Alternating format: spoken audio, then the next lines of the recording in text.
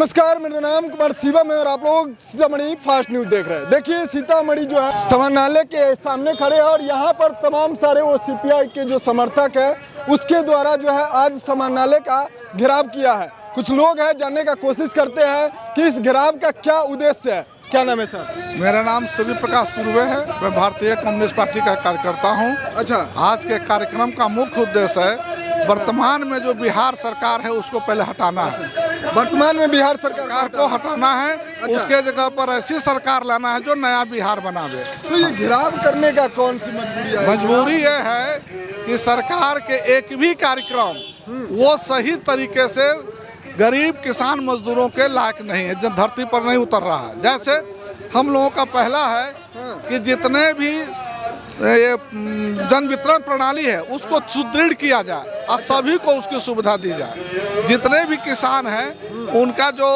मूल्य है, जिसके राष्ट्रीय पैमाने पर किसान आंदोलन चल रहा, उसको लागू किया जाए सही अर्थों में।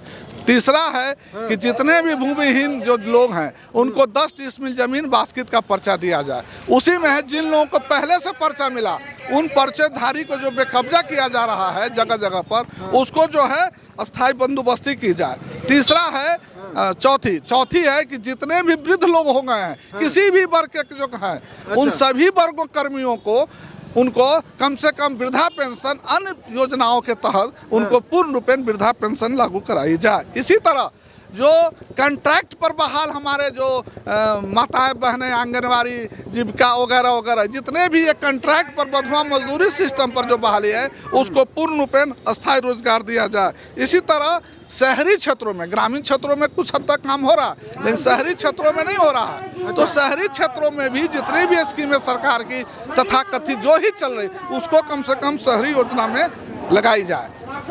अंतिम है कि बड़े पैमाने पर जो बेरोजगारी है उसको सभी लोगों को जिस तरह का भी सरकारी सिस्टम उसको रोजगार की गारंटी किया जाए और जब तक गारंटी नहीं किया जाता है तो कम से कम उसको रोजगारी भत्ता पहले कुछ मिलती थी उसी तरह 10,000 रुपया से 20,000 रुपया कैटेगरीज वाइज उसको भत्ता दिया जाए। सरकार तो ये दावा करती है कि हम युवाओं के लिए सोच रहे हैं, देश के भविष्य के लिए सोच रहे हैं। आप फिर बताइए, पत्रकार हैं जी, नरेंद्र मोदी कहे हम इतने करोड़ लोगों को रोजगार देंगे। अच्छा। और आज वो कह रहे जुमला है सरकार रोजगार मिल रही है कि बेरोजगारी बढ़ रही है। आप ही अब आपको मूल्यांकन होगा। अच्छा। इसलिए रोजगार तो मिल नहीं रही है और इसका सबसे बड़ा प्रमाण है जहां हम अस्थायी गारंटी की मांग करते हैं, बिल्कुल वहां पर सैनिक जैसी सेवाओं को जो सबसे गरीबी का बच्चा ज्यादा जाता है बेरोजगारी में, धन का हवा का बेटा नहीं जाता था पहले भी मिलिट्री में, आज भी जा रहा है तो उनको कॉन्ट्रैक्ट पर बहाली कर रहे हैं। इससे बड़ा प्रमाण क्या हो सकता है?